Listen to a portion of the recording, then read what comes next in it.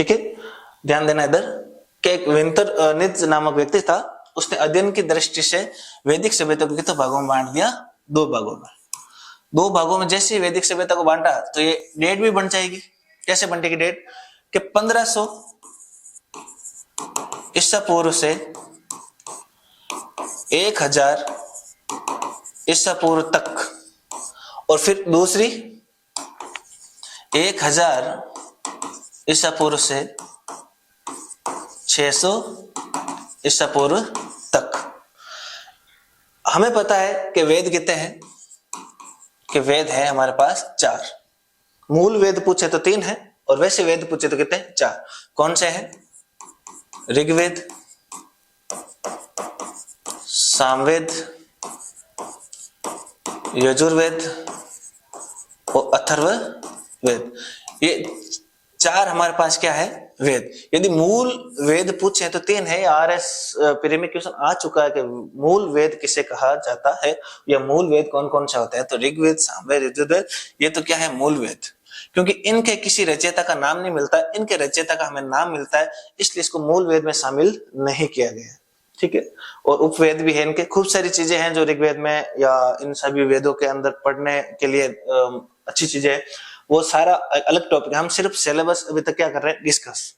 प्रागैतिहासिक काल, फिर आद्यैतिहासिक काल में सिंधु घाटी सभ्यता, फिर ऐतिहासिक काल में वैदिक सभ्यता। हमें देखना क्या है कि यहाँ पे लोहे युगीन सभ्यता इसको क्यों कहा जाता है।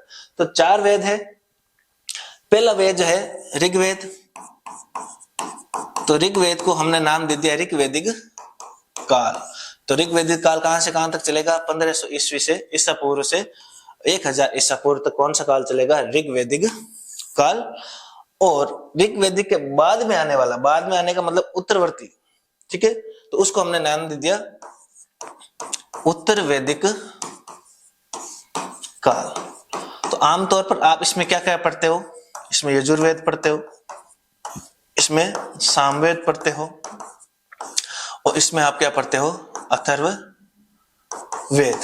ये 3 चीजें आप इसमें पढ़ते हो, और एक वेद किसमें पढ़ते हो? ऋग्वेद में। हालांकि वैदिक सभ्यता तो पूरी एक ही है, लेकिन अध्ययन की सुविधा के अनुसार इसको 2 भागों में क्या कर दिया? बांट दिया। और क्यों बांटा? क्योंकि यहाँ की जो सामाजिक स्थिति थी वो अलग थी, और यहाँ तीनों जो वैदिक जो काल था, इनकी सामाजिक स्थिति क्या थी? अलग थी। यहाँ पे जो आर्थिक स्थिति अलग थी, लेकिन यहाँ पे आर्थिक स्थिति अलग थी। यहाँ पे राजनीतिक और महिलाओं की स्थिति अलग थी, यहाँ पे राजनीतिक और महिलाओं की स्थिति अलग थी। इसलिए इसको क्या कर दिया? 2 भागों में बांट दिया। हम पूरा तो नहीं पढ़ेंगे, लेकिन एक चीज और हमें देखनी है। यहाँ पे क्या देखनी है कि यहाँ पे प्रशासन की जो इकाई थी, ये आगे कनेक्ट करेगी कि प्रशासन की जो इकाई थी वो क्या थी? कुल, ग्राम, विश्व और जन। और यहाँ पे जो प्रशासन की इकाई थी उत्तर वैदिक काल में, वो क्या थी? जनपद। क्या थी? जनपद। इसका मतलब कुल का मतलब होता है परिवार, ग्राम आप समझते हो, विश्व ग्राम से बड़ा, जन विश्व से बड़ा। इसका मतलब कई कुल मिलके क्या बनते हैं? ग्राम। कई ग्राम मिलके क्या बनते हैं? विश्व। सॉरी, ये कई विश्व बनके क्या बनते हैं? जन। और कई जन मिलके क्या बनते हैं? जनपद। तो सबसे पहले कि प्रशासन की सबसे बड़ी इकाई ऋग्वैदिक काल में यदि पूछे तो कौन सी है? जन। और प्रशासन की सबसे बड़ी इकाई उत्तर वैदिक यदि काल में पूछे तो कौन सी है? जनपद। अब यही ध्यान रखना है, उत्तर वैदिक काल में 1000 ईसा पूर्व के आसपास यूपी के मतलब यूपी के अतरंजी खेड़ा नामक स्थान पर खूब सारे लोहे के हमें क्या मिले? प्रमाण मिले, खूब सारा लोहा मिला। इसलिए हम मान सकते हैं कि यहाँ पे इसको लोहे युगीन संस्कृति भी कहा जाता है, ऐतिहासिक काल को। तो पूछे कहाँ मिला है लोहा? कौन से काल में? उत्तर वैदिक काल में खूब सारा लोहा प्राप्त हुआ है। तो मानव द्वारा प्रयोग में ली गई कौन सी धातु? तीसरी कौन सी थी? लोहा। तो पहली कौन सी हो गई? तांबा। दूसरी कौन सी हो गई? कांसा। तीसरी कौन सी हो गई? लोहा। यहां तक हमने बात की, ठीक है। आगे हम बात करते हैं। अब तक हमने क्या क्या पढ़ा? हमने पढ़ा मतलब आप सिलेबस में सबसे पहले क्या पढ़ोगे, प्रागैतिहासिक काल, उसमें आप क्या पढ़ोगे, आदि ऐतिहासिक काल, इसमें पाषाण काल पढ़ोगे, इसके अंदर आप क्या पढ़ोगे, सिंधु सभ्यता। मतलब सिंधु सभ्यता से शुरुआत होती है आदि ऐतिहासिक काल की। और तीसरा हमने पढ़ा अभी ऐतिहासिक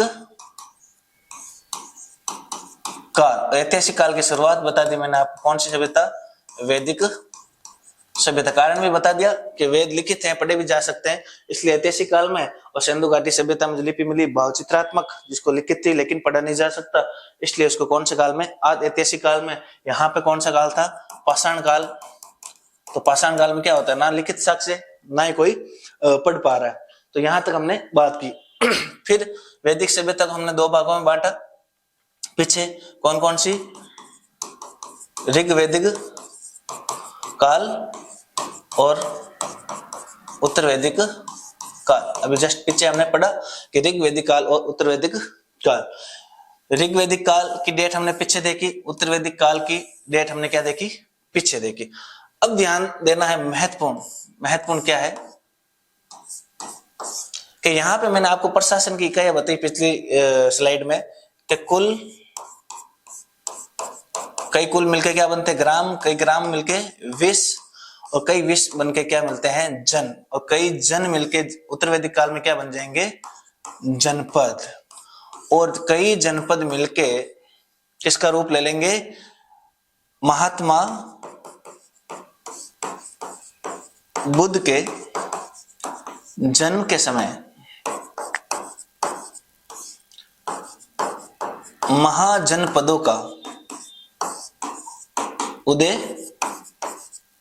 हो गया। अब कहां से आए कि कई जनपद मिलके क्या बन गए, महाजनपद, और 16 महाजनपदों का उदय कहां से हो गया, महात्मा बुद्ध के जन्म के समय।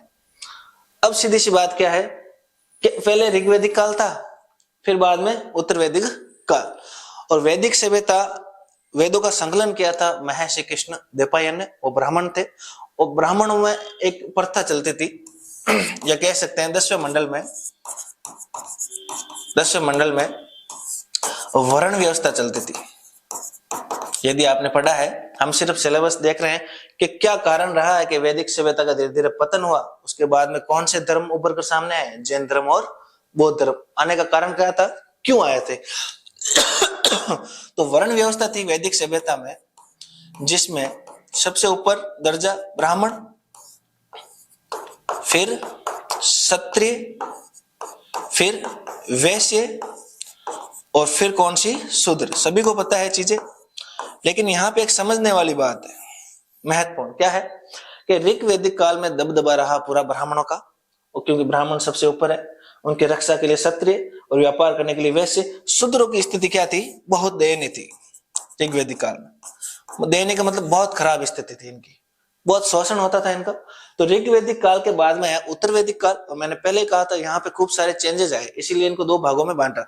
उत्तर वैदिक काल में मैंने एक चीज और बताई पिछली स्लाइड में कि अतरंजी खेड़ा यूपी में खूब सारा लोहा मिला। अब जैसे लोहा मिलेगा किसको, शूद्रों को, और शूद्रों का काम होता ही क्या था, या तो खेती करना, अनाज का उत्पादन करना, और वो उत्पादन करके किसको देना, राजा महाराजा को। उस उत्पादन से जो उनको प्राप्त होता वो उनकी आय की दृष्टि से महत्वपूर्ण था। तो खूब सारा लोहा मिला, और खूब सारा यहाँ पे उत्तर वैदिक काल में लोहा मिलने के कारण इन्होंने क्या किया, खूब बड़े बड़े हल बनाए। हल बना के खेतों में एक आधुनिक रूप से खेती करना क्या किया, स्टार्ट किया।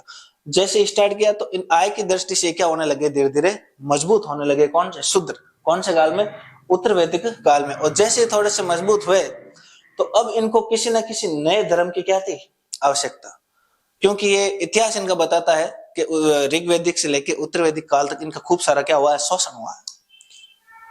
और जब शोषण हुआ तो इनको कुछ न कुछ एक ऐसा धर्म चाहिए था जो सबको एक समान समझे। तो आप पढ़ते होंगे कि जैन धर्म में ऊंच नीच, जाति पाति, भेदभाव, इन सभी से हटकर एक धर्म की क्या हुई थी, स्थापना। वैसे हम बात करें महात्मा बुद्ध की, तो महात्मा बुद्ध जो है उन्होंने भी जाति पाति धर्म भेदभाव सामाजिक भेदभाव इनका खूब सारा क्या किया था, विरोध किया था। इसीलिए उत्तर वैदिक काल के बाद शूद्रों ने कुछ धर्म को अपनाने की जरूरत की, जैसे जैन धर्म और बौद्ध धर्म। बौद्ध धर्म में महात्मा बुद्ध महत्वपूर्ण, और महात्मा बुद्ध के जन्म के समय 16 महाजनपदों का क्या हो गया, 16 महाजनपदों का क्या उदय हुआ। तो यह भी ध्यान रखना है कि 16 महाजनपदों का उदय हुआ कैसे। पिछली स्लाइड में बताया कई कुल मिलके ग्राम, कई ग्राम मिलके विष, कई विष बनके जन। ये तो हो गई ऋग्वैदिक काल। उत्तर वैदिक काल में जन प्लस जन बनके क्या बने, जनपद। और महात्मा बुद्ध के जन्म के समय जनपद बनके क्या बने, महाजनपद। और महाजनपद के आपके महाजनपदों का एक बड़ा रूप आप कह सकते हो राष्ट्र, जो भी हाल ही में प्रचलन में। तो एक क्रम है, कई बार पूछा जाता है, ध्यान रखना है कि सबसे छोटी इकाई कुल, उसके बाद ग्राम, विश्व और जन। ये ऋग्वैदिक काल में। ऋग्वैदिक काल में सबसे बड़ी इकाई प्रशासन की जन, उत्तर वैदिक काल में सबसे बड़ी इकाई जनपद, और महात्मा बुद्ध के समय 16 महाजनपदों का यहाँ पे क्या हो गया, उदय हो गया। इसके प्रमाण बौद्ध ग्रंथ के अंगुत्तर निकाय में मिलते हैं, और 16 महाजनपदों की सूची जैन ग्रंथ के भगवती सूत्र में हमें प्राप्त होती है। हालांकि सारी चीजें विस्तार से पढ़ने वाली हैं। तो अब क्या हुआ, आगे देखते हैं। हमने अब तक पढ़ा प्रागैतिहासिक काल, आदि ऐतिहासिक काल, उसमें आप पढ़ते हो सिंधु घाटी सभ्यता। उसके बाद में आता है ऐतिहासिक काल, उसकी शुरुआत होती है वैदिक सभ्यता से। उसके बाद में वैदिक सभ्यता को हमने दो भागों में बांटा, ऋग वैदिक काल और उत्तर वैदिक काल।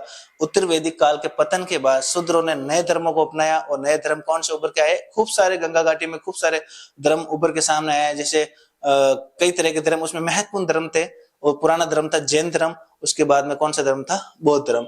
और बौद्ध धर्म में महात्मा बुद्ध के जन्म के समय 16 महाजनपदों का क्या हो चुका था, उदय हो चुका था। और 16 महाजनपद कहां कहां थे, तो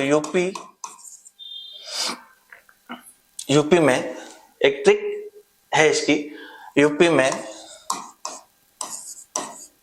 सुर, मल, काको, 5 वचे। ट्रिक याद रखनी है कि यूपी में, मतलब ये यूपी के है सिर्फ, ये है महाजनपद। यूपी में सुर, मल, काको, 5 वचे। और बिहार की बात करें तो बिहार के अंग में वजी संघ, ये हो गए आपके 10, मतलब 3 किसके हो गए बिहार के, 7 किसके हो गए यूपी में महाजनपद। और एक और ट्रिक बताई थी मैंने आपको, मत कर अवनी असम को गंदा, मतलब ये हो गया 11वां, ये हो गया 12वां, ये हो गया 13वां, ये 14वां, ये 15वां, ये 16वां। ये 16 आपके क्या हो गए महाजनपद। ऐसे भी याद रखना बड़ा महत्वपूर्ण है। यूपी में इतने हैं, बिहार में इतने हैं। अब क्या क्या है, सुरसेन, मल, काशी, कौशल, पांचाल, वत्स और चेदी, ये क्या है महाजनपद है यूपी में। बिहार में अंग में से मगध और वजी संघ, और वजी संघ। मत से हो जाएगा आपके मत्स्य, कर से क्या हो जाएगा कुरुक्षेत्र, अवनी से क्या हो जाएगा अवंतिका, और असम से क्या हो जाएगा अस्मक, और को से क्या हो जाएगा कंबोज, और गांधार से क्या हो जाएगा, गंदा से हो जाएगा गांधार, गंदा से हो जाएगा गांधार। ठीक है, यहां तक एक बहुत शानदार ट्रिक है महाजनपद याद करने की। यूपी में सुर, मल, का, को 5 वचे, सुरसेन, मल, काशी, कौशल, पांचाल, वत्स और चेदी। बिहार के अंदर 3 कौन से हैं, अंग, मगध, वजी संघ, और बाकी जो 6 बचे कौन से हैं, मत कर अवनी असम को गंदा। इस तरह से हमें 16 महाजनपद क्या हो गए, याद हो गए। अब इसमें यह ध्यान रखना कि सबसे महत्वपूर्ण जो महाजनपद था वो कौन सा था, मगध। और मगध महाजनपद पे खूब सारे वंशों ने क्या किया, शासन किया? कौन सा महाजनपद? मगध। क्रम याद रखना है कि मगध महाजनपद से जनपद पे जो शासन किया वंशों ने वो कौन से थे? तो हम याद रखते हैं हसीन मौर्य। कितनी अच्छी ट्रिक है देखो, हसीन मौर्य, ठीक है। सबसे पुराना मगध पे बृहद्रथ वंश था, लेकिन महत्वपूर्ण माने जाते हैं हसीन मौर्य। ह से क्या हो जाएगा? ह से हो जाएगा हर्यक वंश। शी से क्या हो जाएगा? शिशुनाग वंश। न से क्या हो जाएगा? नंद वंश। और मौर्य से क्या हो जाएगा? मौर्य वंश। ट्रिक याद रखेंगे, हसीन मौर्य के मगध पे क्रम वाइज किसने शासन किया? हर्यक वंश, शिशुनाग वंश, नंद वंश और मौर्य वंश। ये आगे हम लगभग मगध तक, और मगध से स्टार्ट हुआ, कई वंशों ने यहाँ पे क्या किया? शासन। पहला हर्यक वंश, आप पढ़ते हो, शिशुनाग वंश, नंद वंश और मौर्य वंश, ये सभी हम पढ़ते हैं। एक और महत्वपूर्ण ध्यान रखना है कि इसी के बीच में विदेशी आक्रमण भी होता है। प्राचीन भारत के इतिहास में जब हम बात करते हैं कि विदेशी आक्रमण सर्वप्रथम किसने किया, तो याद रखना है कि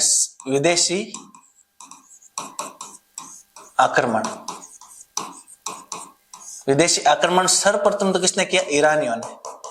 एक बहुत महत्वपूर्ण जानकारी है, ध्यान रखना है कि विदेशी आक्रमणकारियों में सर्वप्रथम किसने किया? ईरानियों ने।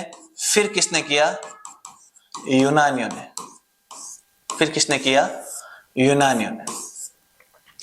तो ये भी इन्हीं के आसपास विदेशी आक्रमण, विदेशी जातियां आके जो बसी थी वो एक अलग टॉपिक था, लेकिन विदेशी आक्रमण करने वाला प्राचीन भारत के इतिहास में कौन से थे? ईरानी। उसके बाद में कौन है? यूनानी। ईरानियों में जैसे आपको पूछे कौन थे, तो एक हखामनी राजा। हखामनी राजाओं ने सर्वप्रथम किया, असफल प्रयास किया साइरस ने, और सफल प्रयास किया डेरियस प्रथम ने। ये तीन जने आमतौर पर थे ईरानी, जिन्होंने भारत पर क्या किया? आक्रमण किया। यूनानियों में एक महत्वपूर्ण आक्रमणकारी था सिकंदर, 326 ईसा पूर्व। आपने नाम सुना होगा सिकंदर का, खूब सारे उदाहरण भी दिए जाते हैं, ठीक है। कि यूनानियों में जो भयंकर आक्रमणकारी था सिकंदर, जो चाहता था कि मैं विश्व विजेता बनूं, पूरी सृष्टि को, पूरी विश्व को मैं जीतूं, लेकिन इसका मुकाबला पंजाब के आसपास एक क्षेत्र था पुरु। क्या नाम है? पुरु।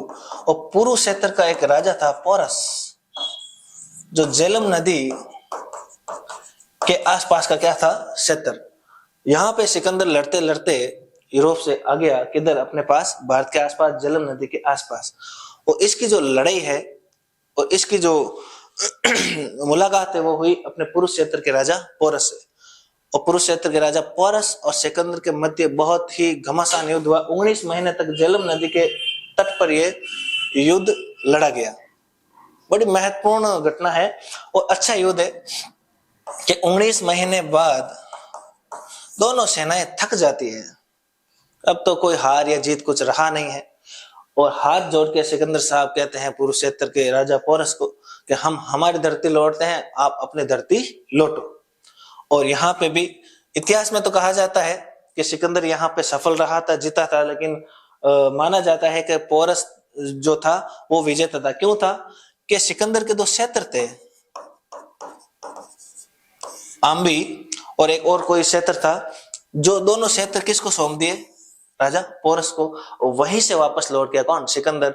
और 323 ईसा पूर्व के आसपास बेबीलोन, मेसोपोटामिया से क्या हो जाती है? सिकंदर की मृत्यु हो जाती है। उसके बाद में किसी ने जरूरत नहीं की कि भारत पर क्या करे? आक्रमण करे। लेकिन एक 8वां उत्तराधिकारी और हुआ सिकंदर का, जिसका नाम था सेल्यूकस। वो आगे जाके करेगा युद्ध। वो उसको भी याद रहेगा कि सिकंदर ने जो सपना देखा उसको मैं पूरा करूं, लेकिन वो भी आगे जाके वो तो एक नई कहानी है, ठीक है। तो यहां तक ये भी ध्यान रखना कि विदेशी आक्रमणकारियों में सर्वप्रथम जो आक्रमणकारी थे वो ईरानी थे, उसके बाद में कौन थे? यूनानी थे।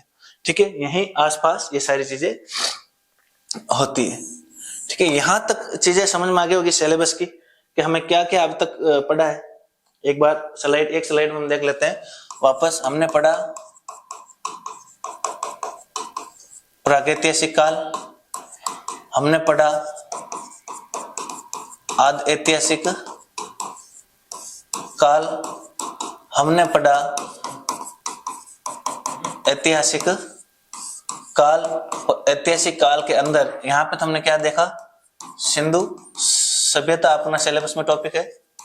ठीक है, यहाँ ऐतिहासिक काल में टॉपिक की शुरुआत होती है वैदिक सभ्यता से, और वैदिक सभ्यता को हमने दो भागों में बांटा पिछली स्लाइड में, ऋग्वैदिक काल, उसके बाद में उत्तर वैदिक काल, उसके बाद में उत्तर वैदिक काल के बाद में आ गया महात्मा बुद्ध का जन्म, और इनके जन्म के समय 16